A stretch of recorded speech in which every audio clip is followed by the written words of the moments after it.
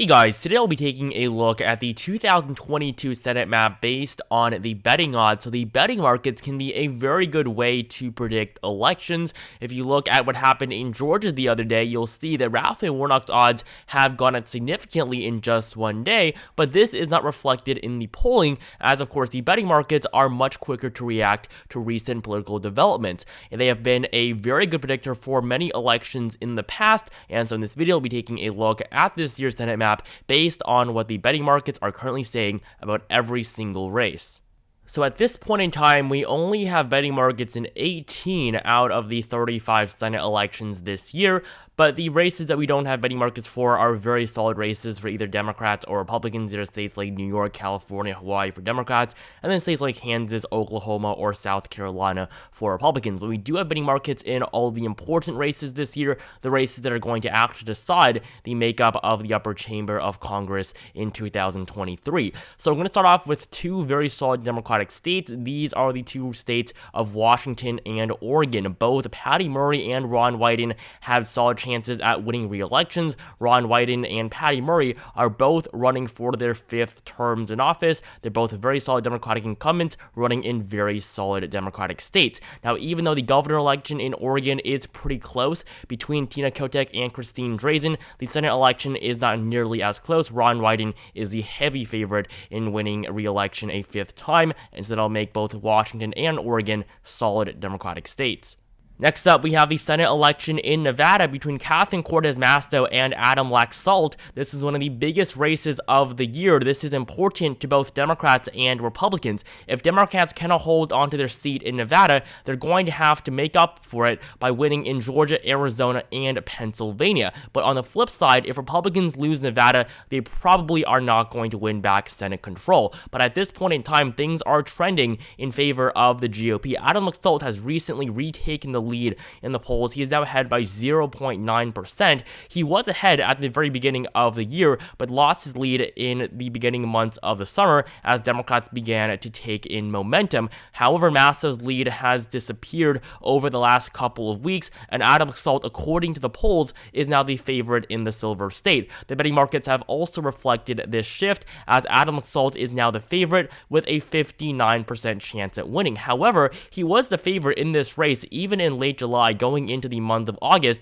and throughout the month of August, Catherine Cortez Masto, for the most part, was favored in the betting markets. However, she of course did recently lose her lead after a whole slew of polls showed Adam Laxalt as the preferred candidate in this election. This race really is very important to both parties, but I would say it's more important to Republicans because if they cannot win Nevada, they virtually have no chance at winning back the Senate. But for Democrats, they can still afford to lose this seat as long as they can make it up with wins in both Pennsylvania and Georgia. And so according to the betting markets right now, Nevada is going to be our first lean Republican state.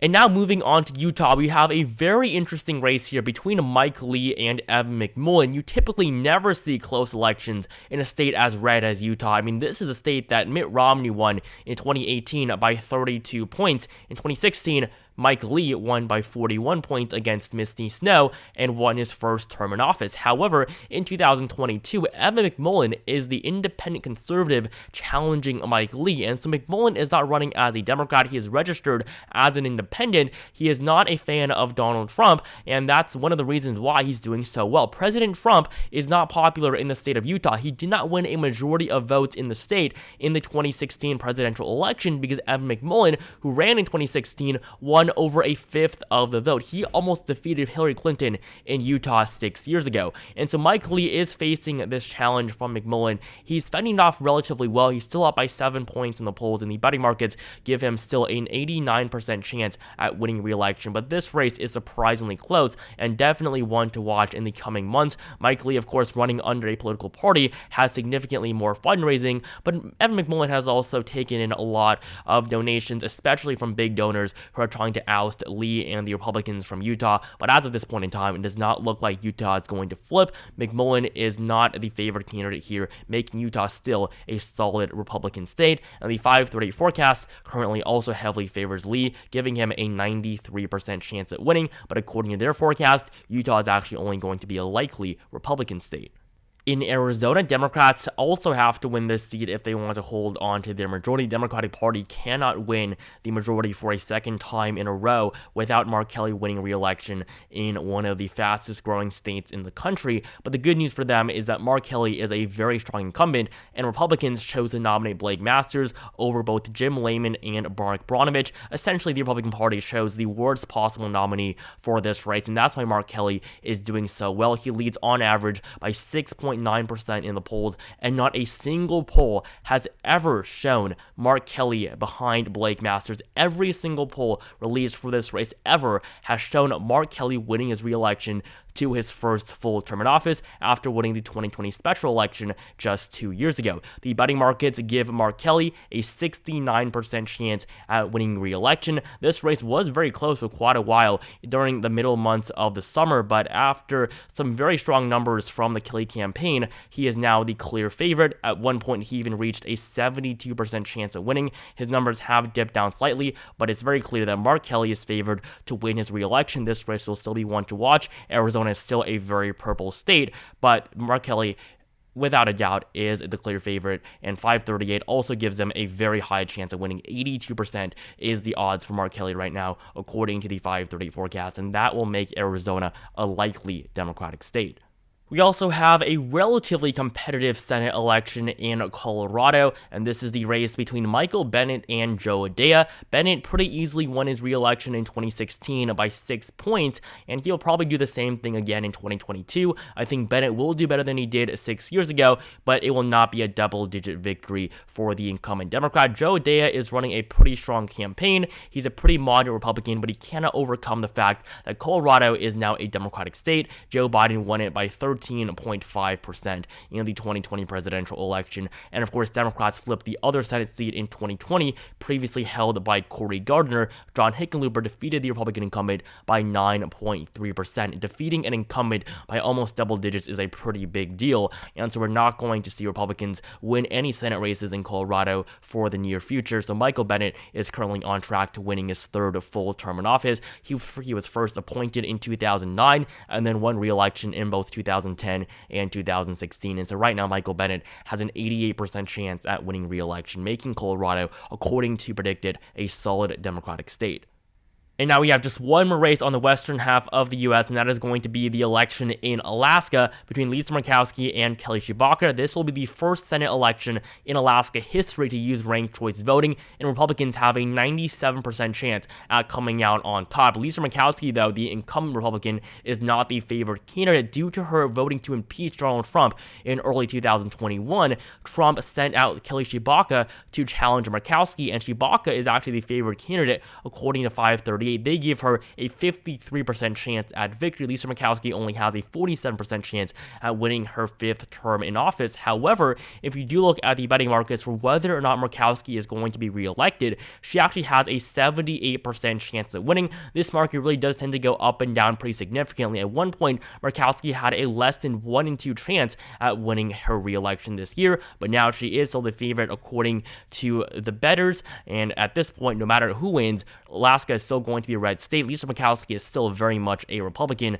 and so she's not going to be a Democrat if she wins. She's been a Republican for over 2 decades now, so whether or not it's Lisa Murkowski or Kelly Tshibaka, a Republican is going to come out on top in the Alaska Senate election.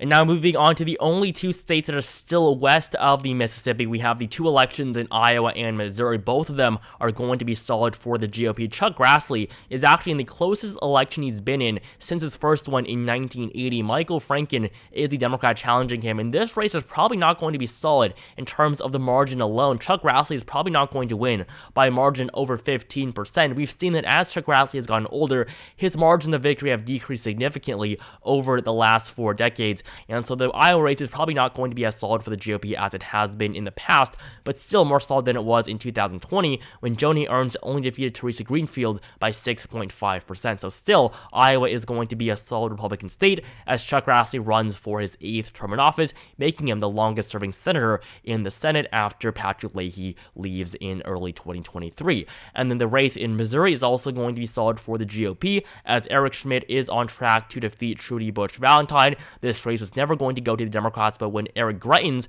the former governor, looked like he was going to be the Republican nominee, this race was slightly closer, but as Schmidt clinched the nomination, Trudy Bush Valentine does not stand a chance, and Republicans are going to hold onto the seat currently held by the outgoing Republican Roy Blunt.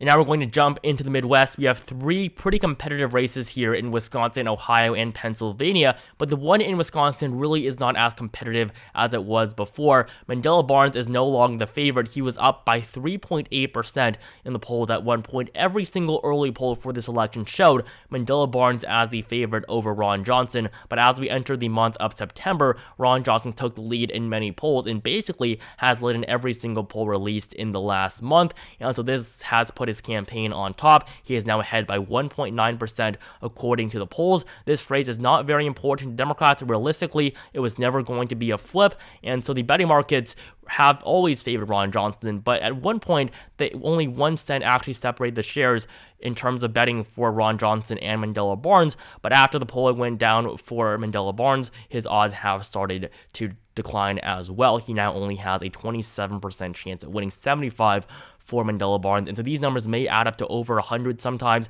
and that's just because of rounding, because of how these betting markets work, but at this point in time, Ron Johnson is the clear favorite. 538 gives him a 2-3 chance at winning his third term this November, and so Wisconsin, according to the betting markets, is going to be a likely Republican state, with Ron Johnson on track to victory. However, in Illinois, this race is going to be very solid for the Democrats. Tammy Duckworth is easily on track to winning her re-election for a second time. She was first elected in 2016, defeating Mark Kirk by 15 points. Mark Kirk, at the time, was the Republican incumbent, and so a solid victory for a Democrat when they're running for their first term against a Republican incumbent is a pretty good result. In fact, this was only one of 2 flips in the 2016 cycle, with the other flip being in New Hampshire, a race that I will talk about in just a moment. But Illinois did flip in 2016 in favor of Duckworth, and now she has a 97% chance at winning a second one and defeating Kathy Salvi, her Republican challenger, which will make Illinois a very solid Democratic state.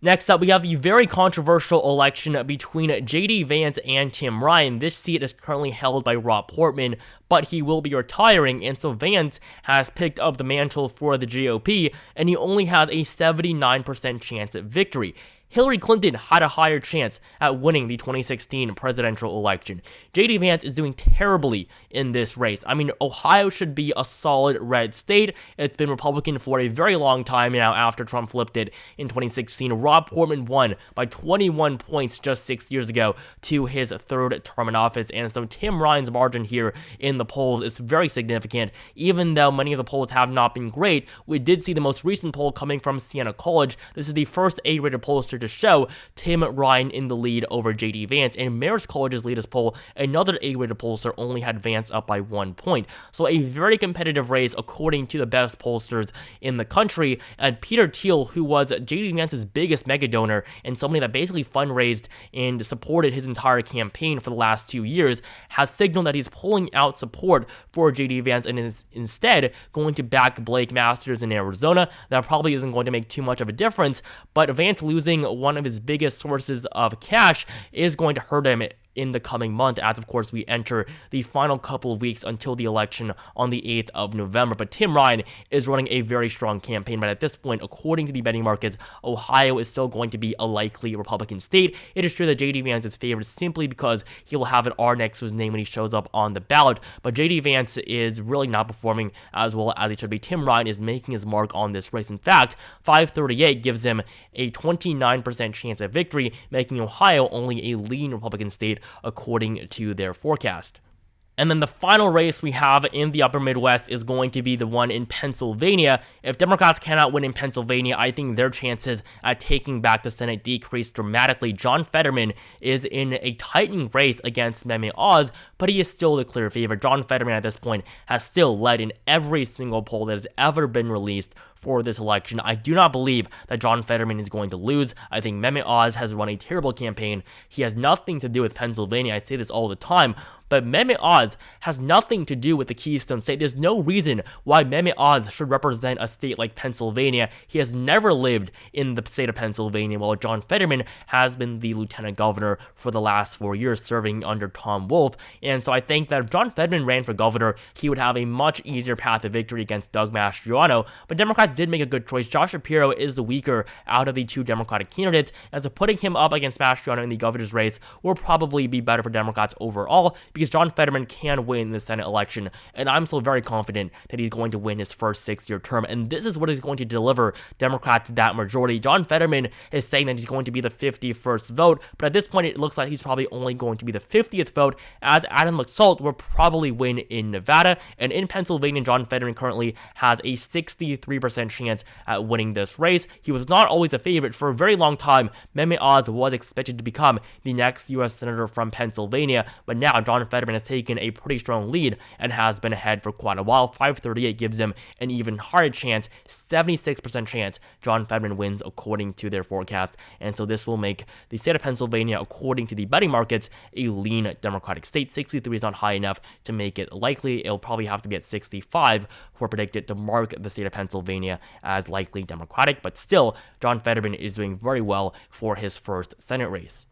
And in the Midwest, we have two races here, Vermont and New Hampshire. New Hampshire we're going to go over later because we do have a relatively competitive race there. But in Vermont, Democrats are going to easily carry this election. Patrick Leahy, after serving in the Senate for 8 terms, is going to retire. Basically, Patrick Leahy went into the Senate when Joe Biden first took office, slightly after Joe Biden was first sworn in 1972. But Patrick Leahy has served for almost 5 decades in the upper chamber of Congress, and he will now be retiring, and he will be replaced by his fellow Democrat Peter Welch, who has been serving as the sole U.S. representative from the state of Vermont for its at-large district. He has a 99% chance at winning, according to 538. Gerald Malloy has just a 1% chance at winning, so Vermont is obviously going to be very solid for the Democratic Party. But in New Hampshire, we have the election between Maggie Hassan and Don Bolduc, and this race is going to be slightly closer. Hassan is running for her second term in office and leads by 7.5% in the polls. Even the latest Trafalgar Group poll has had Maggie Hassan in the lead. I'm fairly confident now that she's going to win re-election after defeating incumbent Republican Kelly Ayotte in 2016, and the betting markets give her an 83% chance at victory. Don Bolduc is just not a good candidate. If Chuck Morris was nominated, this race would be closer, but without Morris as the Republican nominee, Democrats are pretty easily going to win this election. Maggie Hassan was expected to almost lose at one point when it looked like Chris Sununu might run for the Republican nomination, but instead, he has chosen to run for re-election to a 4th term as governor of New Hampshire. Chris Sununu is a very popular Republican governor of the Granite State, and if Chris Sununu ran, he probably would have defeated Maggie Hassan considering the environment that we're in right now, but Democrats won the Senate seat currently held by Jeanne Shaheen in 2020 by a solid margin, and so New Hampshire is not going to be that difficult of a state for Maggie Hassan to carry in 2022, and so the betting markets currently have New Hampshire actually as a solid Democratic state, as she does have an 83% chance at winning. And now we have just 3 more races: North Carolina, Georgia, and Florida, the 3 races in the Southeast. And look at the map here, 48-49. This is just how close these Senate races are going to be this year. But in North Carolina, Ted Budd is running against Cheri Beasley. Budd has a 75% chance at winning his first term in office, Beasley at 27. And in fact, the polls have this race as being closer than ever. Ted Budd is only ahead by 0.7%. At one point, he was leading by 5.4%. The polls have really shown this race to be one of the closest ones of the year, but I do expect Cheri Beasley to underperform expectations like Cal Cunningham did in 2020, and so that's why she's probably not going to be elected the Democratic senator from North Carolina. The last time Democrats won a Senate race in the state was Kay Hagan back in 2008, and that was a very, very long time ago, a very different national environment. Democrats won 59 seats that year. Kay Hagan, of course, defeated Elizabeth Dole by 8.5%, but since then, no Democrat has been able to win win a Senate election from the state. In 2014, Kaye can lose her re-election to Tom Tillis by 1.6%. And so for this year's election, 538 gives Ted Budd a 68% chance at winning, but his odds are slightly higher in the betting markets at 75. And so this will make North Carolina also a likely Republican state, just like both Wisconsin and Ohio. And if you look at the trends here, really not too much of a shift, but over time you have seen the odds go up for Beasley over the summer. They've been pretty stagnant over the last 2 months, but they have seen a slight downward trend in just the last couple of days. And now, instead of talking about Georgia, I'm going to skip over it and go into Florida first, because Georgia is going to be the tipping point race, so I do want to cover that last. So in Florida, Marco Rubio is running for a third term against Val Demings, and he is the clear favorite. His polling numbers have gone up to almost 5% now. He's led in basically every single poll, and the betting markets give him a 90% chance at winning. Marco Rubio is a relatively popular senator, and winning re-election for him won't be too difficult, but because it is the state of Florida, this race will still be one to watch. Florida is a big state that in and of itself will make its election pretty high profile, but Florida hasn't been known to be a very purple state for a very long time. Even though it has shifted to the right recently, that shift could still reverse, but at this point Republicans are in a good position in the Sunshine State, making Florida a solid Republican state, as Marco Rubio does have over a 9 in 10 chance at winning his re-election. And now finally in Georgia, we have the Senate election between Raphael Warnock and Herschel Walker. Warnock is the favored candidate here. I've always said this. I do believe Raphael Warnock is going to win re-election because of just how terrible of a candidate Herschel Walker is. And the thing for Republicans is that he's always been the front runner for the nomination until he actually won it earlier this year. Donald Trump endorsed Herschel Walker very, very early on, and Republicans basically just went with him ever since. And this is a big mistake. I mean, over the last 2 years, Herschel Walker has just been exposed for so much, and now he's been exposed for having paid for an abortion to an ex-girlfriend in 2009. Even though he's currently running on a platform to try to ban abortions nationwide, he also has 4 children, 3 of them that he never really mentioned publicly, even though he's been blaming absentee fathers for causing many of the issues in the country today. And on top of that, Christian Walker, his adult son, came out yesterday and denounced basically his entire campaign, and this has caused the debate to be canceled, as Herschel Walker has pulled out from the debate that was planned for next week between Walker and Warnock. And so as a result of mainly the tweets from Christian Walker, it was more of his son denouncing his campaign that really caused the most damage to Herschel Walker's campaign. But after this, Walker's odds dropped down significantly, and Raphael Warnock is the clear favorite in the betting markets, and so this will make Georgia a lean Democratic state, just like Pennsylvania. The betting markets really were getting very close at one point in time, but now Herschel Walker is no longer close to being on top. And so this is the 2022 Senate map based on the betting markets, not exactly by margin. Obviously, Wisconsin, Ohio, North Carolina are not going to vote for Republicans all by over 5 points. Maybe one of these states in Florida is not going to be a solid red state voting for Marco Rubio by over 15 points, but this is simply based on the chances of victory. And the betting markets simply don't show races being as competitive as they typically would be if you used an electoral forecast to model each of these elections, because real people are betting real money on these races, and so people are going to be significantly less inclined to bet on a candidate that has a very low chance at winning, and so that's why you see such high odds for Democrats in states like New Hampshire or Arizona, and for Republicans in states like Wisconsin, Ohio, or North Carolina. And so this is the map on predicted. Overall, though, Democrats have a 58% chance at controlling the Senate. They've been ahead for quite a while, but not until recently were they actually in the lead, because for a very long time, even though Democrats were up pretty significantly in the polls, even in late July, Republicans were still favored nationwide. But as Democrats also took the lead in the generic ballot, they did become the favored party, and they currently have, as I said before, a 58% chance at victory. And so this is the current state of the 2022 Senate elections based on where people's money are. And so that'll be it for this video. Make sure you like it down below if you enjoyed it. Comment down below which party you think will win the majority, which races you're watching closely. Subscribe to my channel if you have to keep updated on all of the latest midterm news, and I will see you guys in the next video.